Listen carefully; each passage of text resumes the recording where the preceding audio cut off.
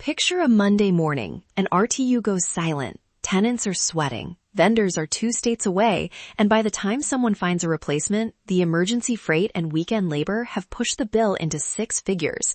I've seen one of those rush replacements land around $125,000 once you add expedited shipping and overtime.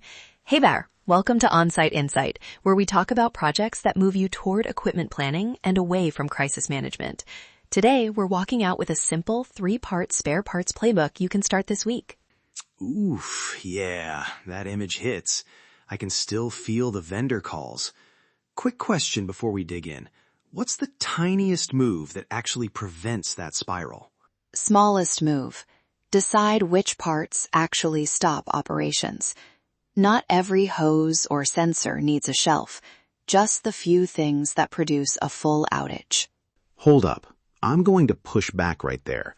I've heard staff say holding parts ties up cash and risks obsolescence, and they let that stop them. I'm not saying they're wrong, but that fear kills action. Totally fair.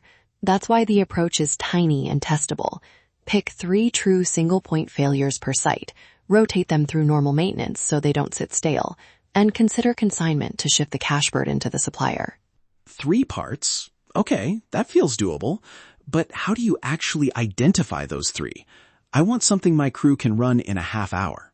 Start with a 30-minute floor walk and a 1-page risk table. Quick but focused. For each major asset, ask one core question.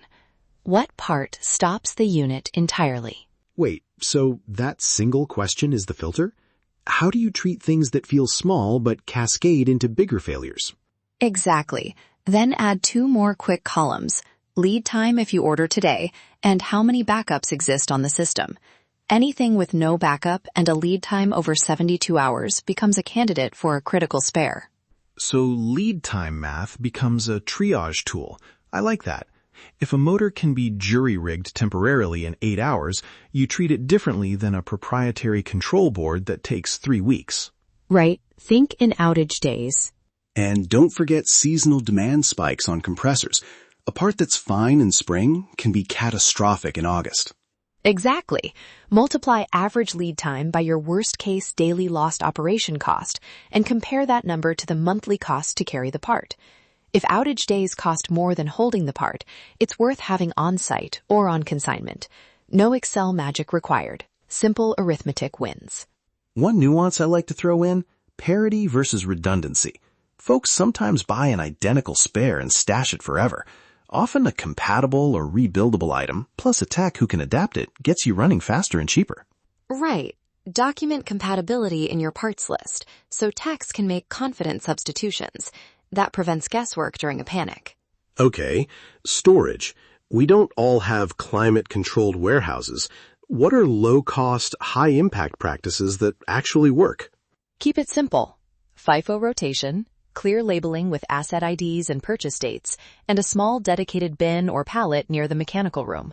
Protect sensitive electronics in anti-static bags, but for most pumps, belts, and motors, you just need dryness and organization. Track items in a lightweight cloud spreadsheet or your CMMS and tag a field, critical spare, so finance can see the ledger. Documentation, the unsung hero. Also, snap a photo of the part and storage spot. When you're on a vendor call, you can point and say, "This is what we have." Saves time and arguments. Good tip.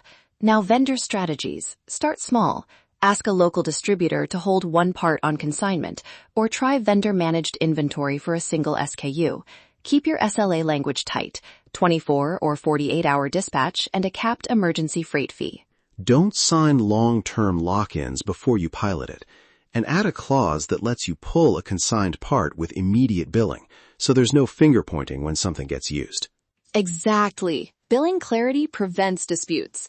All right, rapid implementation checklist. Week 1, assemble a small team, maintenance lead, ops manager, and a trusted distributor rep, and identify up to 3 critical parts per site using the outage days filter.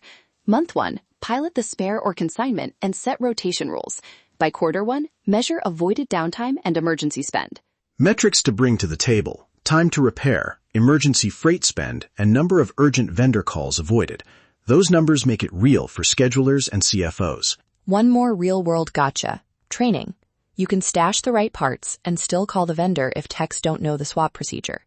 Add a one-paragraph procedure to each spare entry. Where it's stored, who can use it, and a troubleshooting tip. Totally. Training's non-negotiable.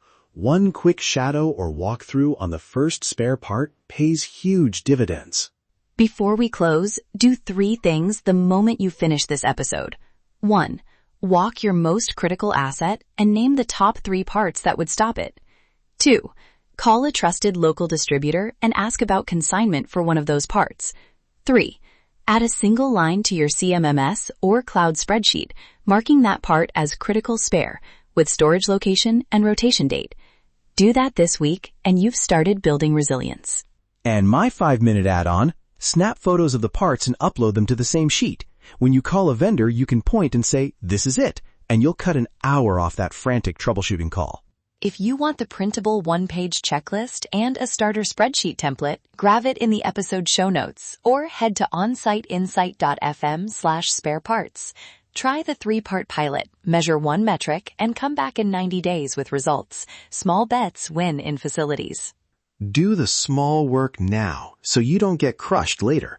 I'll be watching my inbox for those "we saved X dollars" emails. No pressure.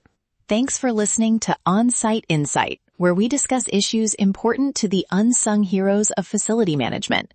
Go build that tiny spare parts list and keep the lights on. On-Site Insight, where we provide insight for your on-site.